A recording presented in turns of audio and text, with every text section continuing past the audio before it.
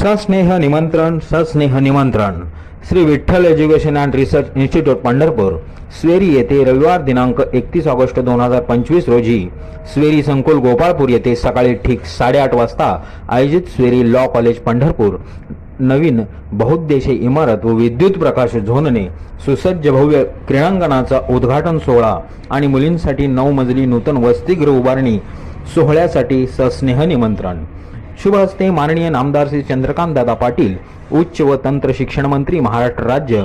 कार्यक्रमाचे अध्यक्ष माननीय नामदार श्री जयकुमार गोरे, ग्राम विकास व पंचायत राज मंत्री महाराष्ट्र राज्य तथा पालकमंत्री सोलापूर।